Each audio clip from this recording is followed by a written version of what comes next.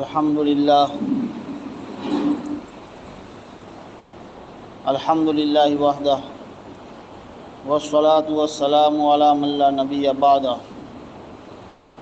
اما بعد فاعوذ باللہ من الشیطان الرجیم بسم اللہ الرحمن الرحیم ان الذين قالوا ربنا الله ثم استقاموا تتنزل عليهم الملائكة الا تخافوا ولا تحزنوا وبشروا بالجنة التي كنتم توعدون نحن أولياؤكم في الحياة الدنيا وفي الآخرة ولكم فيها ما تشتهي أنفسكم ولكم فيها ما تدعون نزلا من غفور رحيم ومن أحسن قولا ممن دعا إلى الله وعمل صالحا وقال إنني من المسلمين وقال الله تبارك وتعالى سبحانك لا علم لنا إلا ما علمتنا إنك أنت العليم الحكيم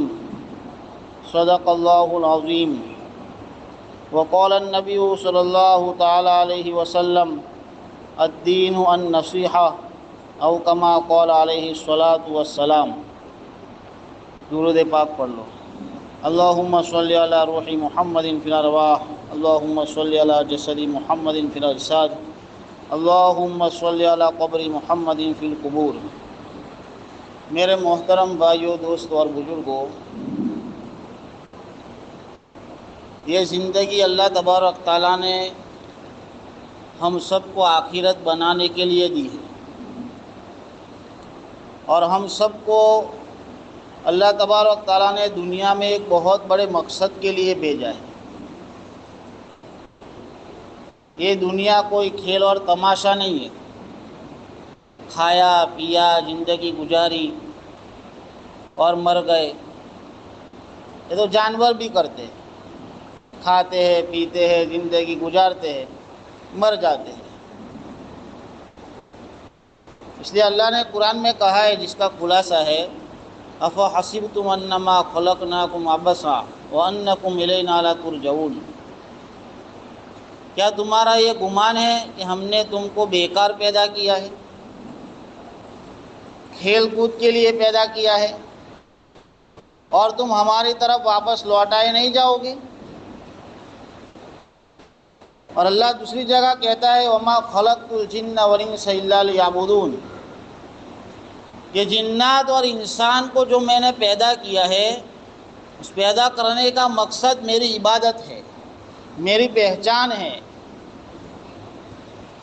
کہ اللہ تبارک تعالیٰ کی عبادت کی جائے جیسا اس کا حق ہے، اللہ تبارک تعالیٰ کو مانا جائے، اس کی مانی جائے جیسا اس کا حق ہے، اللہ کو پہچانا جائے۔ اور یہ خبر ہم کو جناب محمد رسول اللہ صلی اللہ تعالیٰ علیہ وسلم کے ذریعے سے اللہ نے دی ہے کہ عبادت کا کیا حق ہے۔ حضور اقدس صلی اللہ تعالیٰ علیہ وسلم نے ساری چیزیں حدیثوں میں بتائی، پڑوسیوں کا کیا حق، ماں باپ کا کیا حق، استاد کا کیا حق، مسجد کا کیا حق۔ راستے میں کھڑے ہیں بیٹھے ہیں تو وہاں بیٹھنے کا، کھڑے رہنے کا کیا طریقہ، بیت الخلاء میں جانے کا کیا طریقہ، وہاں بیٹھنے کا کیا طریقہ، کھانے کا کیا طریقہ، سب بتایا۔ کپڑے پہننے کا کیا طریقہ، کپڑے کیسے ہونے چاہیے،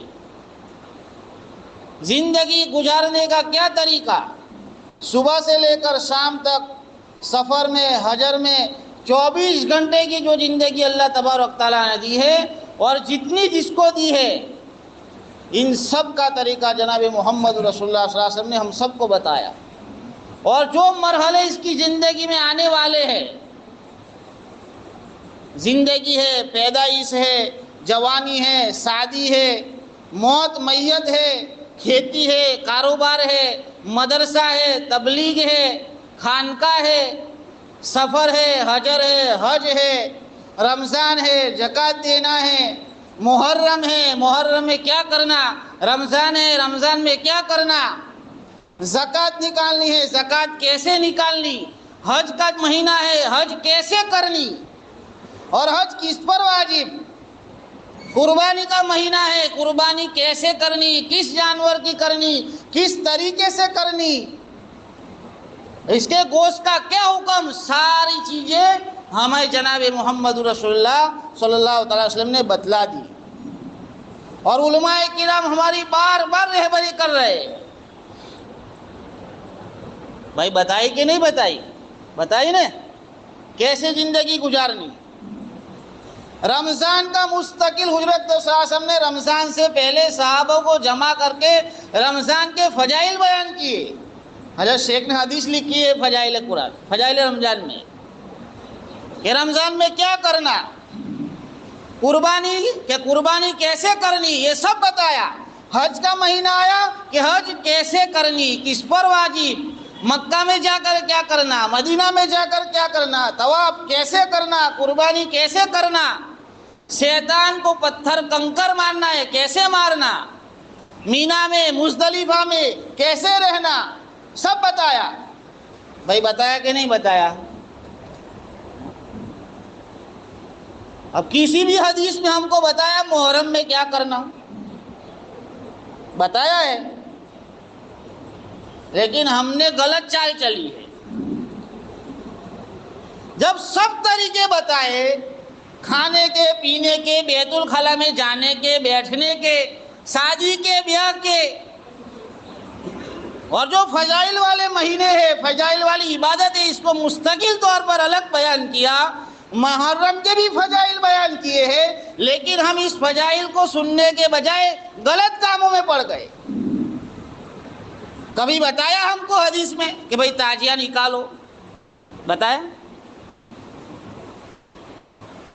اس کے لیے پیسے جمع کرو، چندہ کرو، لوگوں کو جمع کرو، اور اسی تعزیے پر منت مانو جو پوٹھے کا ہے، ہم نے خود اپنے ہاتھ سے بنایا ہے،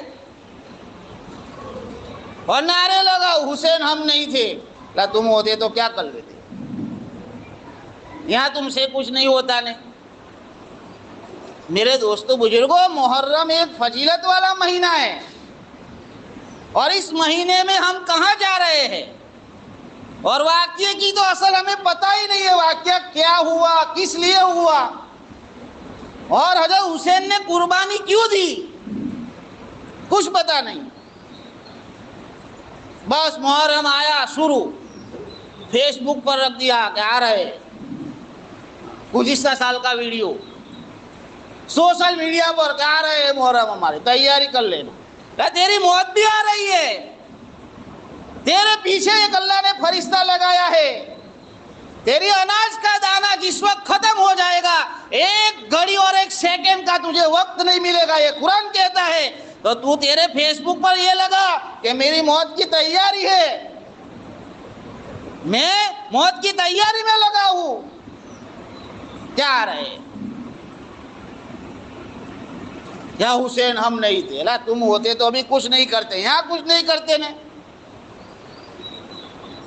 کہ حضرت حسین رضی اللہ تعالیٰ عنہ نے قربانی دی، اور کربلا کے میدان میں بھی ایسی حالت میں جنگ ہو رہی ہے، ایسی حالت میں حضرت حسین نے بولو نماز چھوڑی، اللہ بولو تو کھرا، نماز چھوڑی کہ نہیں چھوڑی؟ تیری سالوں کی نماز قضا ہے، تیرے فجر کے پھانپے ہیں، کہ حسین ہم نہیں تھے، نماز حسین رضی اللہ تعالیٰ نماز نہیں چھوڑ رہے۔ حسین رضی اللہ تعالیٰ نے یہ پیغام دیا ہے امت کو کہ نماز کسی بھی حالت میں معاف نہیں ہے۔ وہاں ایسے حالت میں بھی حسین رضی اللہ تعالیٰ نے نماز کو نہیں چھوڑا ہے، ان کے گھر والوں نے نماز کو نہیں چھوڑا ہے۔ ہماری حالت کیا ہے کہ ہم بھی کود رہے، ہمارے گھر والے بھی کود رہے، ادھر اذان ہو رہی ہے، ادھر مسجد بلا رہی ہے، اللہ کا منادی تجھے آواز دے رہا ہے کہ کامیابی تیری مسجد میں ہے، سجدے میں ہے، جو سجدہ حسین رضی اللہ تعالیٰ عنہ نے کربلے کے میدان میں کیا تھا، وہ سجدے کی یہ مسجد تیری منتظر ہے، تو آ جا، کامیابی تیری قدم چومے گی، اور تو کہہ رہا ہے کہ نہیں کامیابی کودنے میں ہے۔ وہاں حسین رضی اللہ تعالیٰ عنہ کے گھر والے ایسی حالت میں نماز پڑھ رہے ہیں، تیرے گھر والے یہاں کیا کر رہے ہیں؟ اللہ معاف کرے، برا لگے تو بھی کوئی بات نہیں، میں معافی نہیں مانگوں گا، جو حق بات ہے وہ حق بات رہے گی قیامت تک۔ حضرت حسین رضی اللہ تعالیٰ عنہ کو کوفہ سے خط آئے تھے کہ بھئی آپ آ جاؤ آ جاؤ آ جاؤ، اتنے خط آئے، 50 سے زیادہ خط۔ حضرت حسین رضی اللہ تعالیٰ عنہ کا کوئی یوں فرمایا کہ حکومت کے خلاف بغاوت کا کوئی ارادہ نہیں تھا، لیکن جب اتنے خط آئے صحابہ نے حضرت حسین کو سمجھایا کہ نہیں، اتنے سارے لوگ جب بلا رہے تو مجھے جانا چاہیے، اس لیے حضرت حسین نے مسلم بن عقیل کو بھیجے پہلے کہ جاؤ حالات کی تحقیق کرو، اتنے سارے خط ہو رہے آ رہے اور لوگ کہہ رہے ہم آپ کے ہاتھ پر بیعت کریں گے، جب اتنے سارے مسلمان کہہ رہے تو مجھے جانا چاہیے۔ حسین رضی اللہ تعالیٰ عنہ خلاف یوں فرمایا حکومت کی بغاوت کے لیے نہیں نکلے، حضرت حسین رضی اللہ تعالیٰ عنہ جو نکلے ہیں وہ خط کی وجہ سے نکلے ہیں، اور یہ واقعہ اللہ کے وہاں طے شدہ تھا۔ حضور اقدس صلی اللہ تعالیٰ علیہ وسلم زندہ ہے، حضرت حسین چھوٹے ہیں، اس وقت اللہ نے فرشتے کے ذریعے سے حضور اقدس صلی اللہ علیہ وسلم کو یہ خبر سنائی تھی کہ آپ کے جو شہید نواز ہے حضرت حسین، یہ کربلا میں شہید ہونے والے ہیں۔ تو اس وقت جس وقت حضور اقدس صلی اللہ علیہ وسلم کو یہ خبر ملی فرشتے کے ذریعے سے، میں اس لیے کہہ رہا ہوں دبا کر کہ حضور اقدس صلی اللہ علیہ وسلم کے پاس غیب کا علم نہیں تھا، اللہ نے ان کو جتنا بتایا، جتنی ضرورت تھی اللہ نے بتایا، باقی غیب کی بات اللہ جانتا ہے۔ اس وقت حضور کو پتا ہے کہ میرا نواسہ شہید ہونے والا ہے اور یہ کربلا میں شہید ہوگا، اس سے قربانی لی جائے گی، اس وقت حضور صلی اللہ علیہ وسلم صرف روئے ہیں۔ اگر یہ تعزیے کا حکم ہوتا تو فرشتے حضور اقدس صلی اللہ علیہ وسلم کو اسی وقت بتا دیتے، اور حضور اقدس صلی اللہ علیہ وسلم اسی وقت صحابہ کو حکم دیتے کہ یہ تو سالوں کے بعد میرا نواسہ شہید ہوگا، آپ ابھی سے جلوس تیار کرو اور میری آنکھوں کے سامنے کرو تاکہ میں بھی اس میں شریک ہو جاؤں۔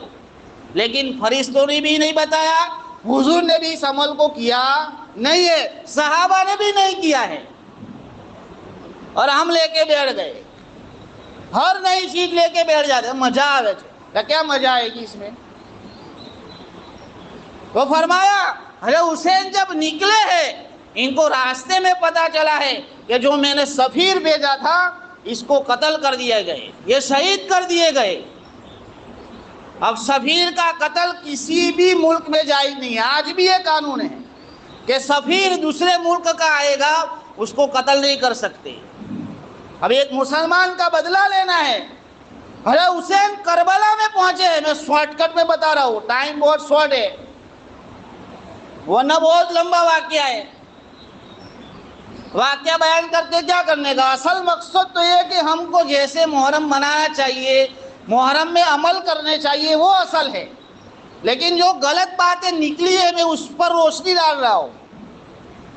اس وقت ابن زیاد وہاں کا گورنر تھا، کوفہ کا، عبید اللہ بن زیاد۔ جب اس کو پتا چلا کہ حضرت حسین رضی اللہ تعالیٰ عنہ کربلا میں پہنچنے کی تیاری ہے تو اس نے لشکر بھیجا کہ جاؤ حضرت حسین کو اور ان کے ساتھیوں کو پکڑ کے لاؤ، اور کوئی شرط ان کی ماننے کی نہیں۔ یہ ظالم تھا، یہ واقعہ حقیقت ہے، اور یہ حقیقت ہے کہ اس سے بڑا ظلم دنیا میں نہیں ہوا کہ نواسہ رسول صلی اللہ علیہ وسلم کو شہید کر دیا گیا۔ اس سے بڑا غم دنیا نے نہیں دیکھا ہے کہ نواسہ رسول صلی اللہ علیہ وسلم جسے حضور اقدس صلی اللہ علیہ وسلم چاہتے تھے، حضرت حسین کو بہت محبت تھی، حضرت حسین رضی اللہ تعالیٰ عنہ کے لبوں کا بوسہ دیتے تھے، اس حسین کو وہاں شہید کیا گیا ہے۔ یہ بہت بڑا ظلم ہوا ہے۔ فرمایا کہ عبید اللہ بن زیاد نے جو لشکر بھیجا ہے اس میں یہ شرط رکھی ہے حضرت حسین کی کوئی شرط نہ ماننا، ان کو پکڑ کے میرے پاس لاؤ۔ یہ تو گورنر تھا، اصل وہاں یزید تھا. حسین رضی اللہ تعالیٰ عنہ نے ڈائریکٹ لڑائی شروع نہیں کی. ہم تو یہاں دھاریے ڈانگیں سب لے کے نکل جاتے ہیں، ایسا کچھ ہے نہیں. حضرت حسین رضی اللہ تعالیٰ کا لڑنے کا کوئی ارادہ بھی نہیں تھا، بلکہ حضرت حسین تو یہ چاہتے تھے کہ بغیر قتل و قتال کے معاملہ صاف ہو جاوے، مسلمان بھائی بھائی آپس میں تلواریں نہ نکالے. حضرت حسین رضی اللہ تعالیٰ کو کہا کہ میرا لڑنے کا کوئی ارادہ نہیں ہے، آپ مجھے جانے دو. تاریخ میں 2-3 باتیں لکھی ہے. ایک تو یہ کہ میں واپس مدینہ چلا جاؤں گا، دوسری یہ کہ میں اس عبید اللہ بن زیاد، یہ تو یہاں کا گورنر ہے، اصل کو ہم سی ایم کے پی ایم، بولو نہیں وہ تو ہمت پڑی جائے. کون؟ سی ایم کے پی ایم. اب یہ سی ایم ایسا کہہ رہا ہے کہ میرے ہاتھ پر بیعت کرو.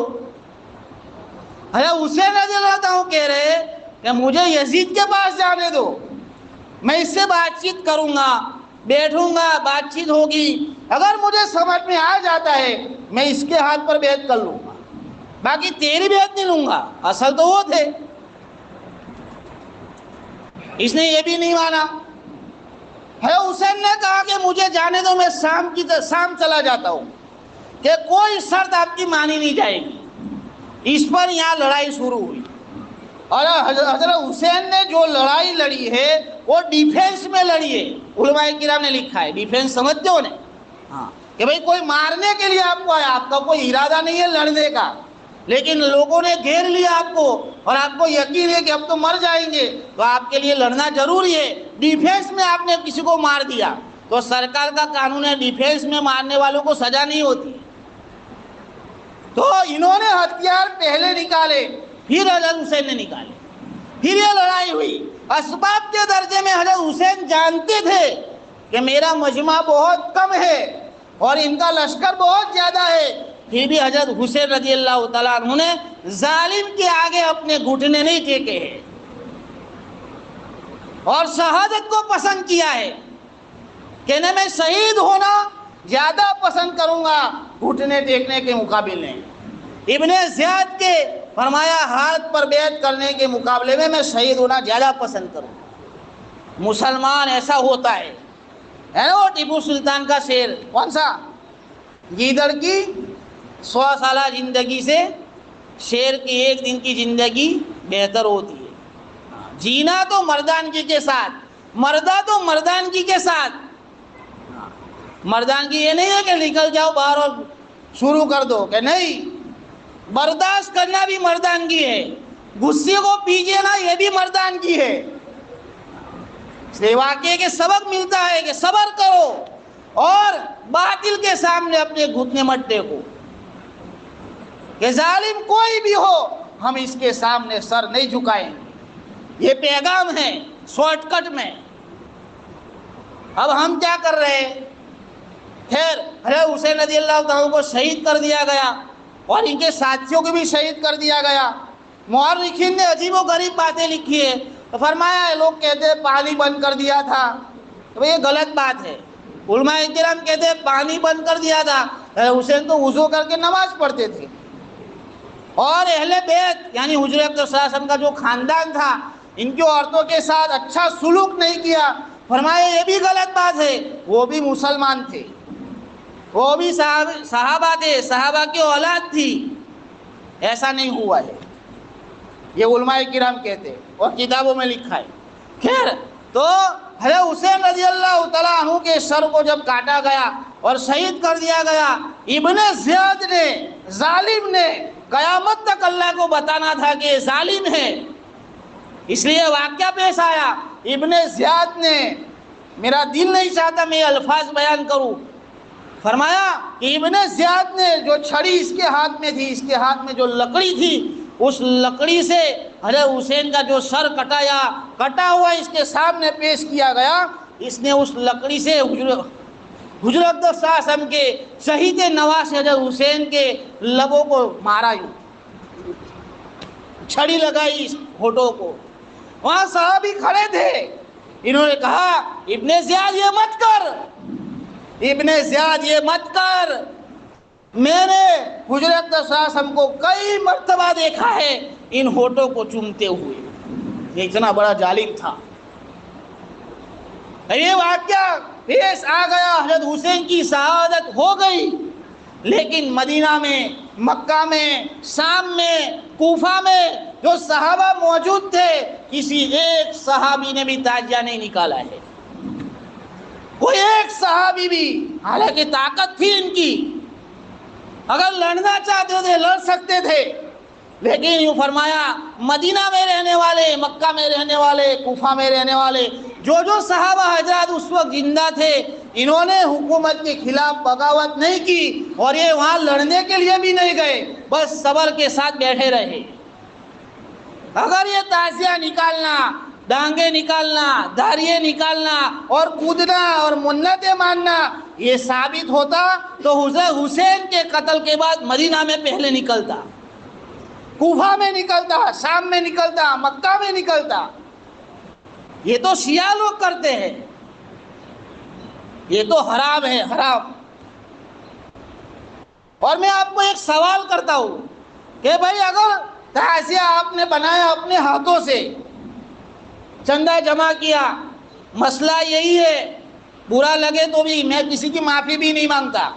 جو مسئلہ ہے صاحب، پیسے دینا بھی حرام، پیسے لینا بھی حرام، کودنا بھی حرام، اور اس کے سامنے منت ماننا بھی حرام، دھاگے باندھنا اور کیا کیا کرتے پتہ نہیں. وہ تعزیے کے نیچے سے نکلتے اور اس کو مبارک سمجھتے ہیں کہ ہماری مرادیں پوری ہو جائے گی، یہ بھی حرام. کرنے دھرنے والا کون ہے بھائی؟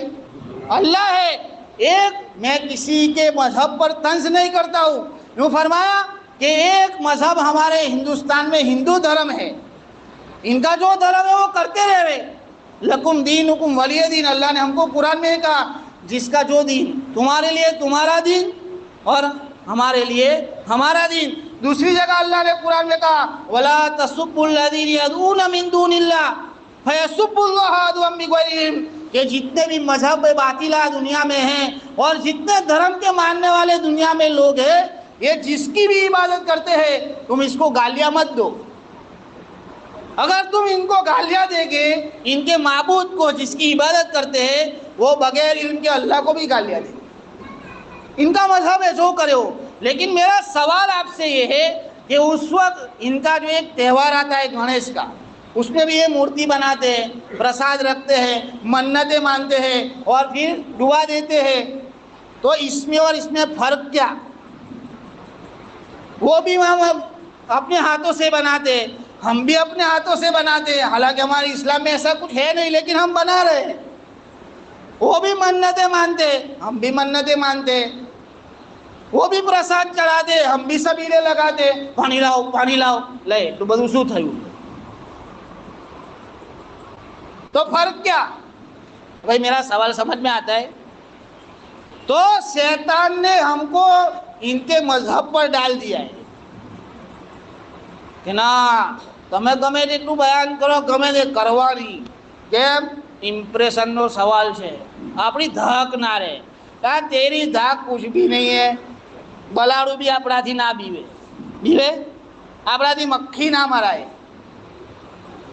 وہ تو صحابہ رضی اللہ تعالیٰ عنہ تھے جنہوں نے قربانیاں دے کر محمد رسول اللہ صلی اللہ علیہ وسلم کے 100% طریقے اپنی زندگی میں لا کر یوں فرمایا کہ جنگل میں، افریقہ کے جنگل میں ایک صحابی نے درخت پر چڑھ کر اعلان کر دیا کہ جنگل کے موذی جانور ہو، یہ لکھا ہے کتابوں میں، یہ شیر، یہ درندے، یہ سانپ، جتنے بھی جنگل میں جانور ہیں، میں اللہ کا غلام ہوں، میں محمد رسول اللہ صلی اللہ علیہ وسلم کا غلام ہوں، اور ہم سب کو اس جنگل کی چھاونی بنانے کی بہت زیادہ ضرورت ہے.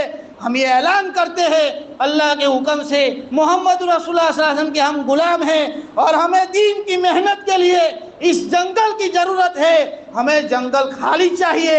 اس صحابی کے اعلان پر یوں فرمایا جنگل کے جانور، شیر، چیتا، سانپ، بچھو، جتنے جانور ہوتے ہیں وہ سارے کے سارے جنگل چھوڑ کر چلے گئے. یہ ہے داغ، یہ ٹیٹس. غلط غلط ٹیٹس چڑھاتے. ارے کرنا ہو تو یہ کرو، गरीबों की मदद करो, बेवाओं को कीट दो, अपने भाई का जो हक मारा है इसको हक दो, अपनी बहन का जो हक लेकर सालों से बैठे इसको हक देवे। हाँ, कहाँ गलत जा रहे हैं मेरे भाई? कहाँ हमारा पैसा लग रहा है? कहाँ हमारी जवानी लग रही है? कहाँ हमारी सलाहियतें लग रही है? बहुत गम के साथ कहता हूँ आपको, हाथ जोड़ कर कहता हूँ, बंद करो ये सब, कुछ नहीं रखा इसमें।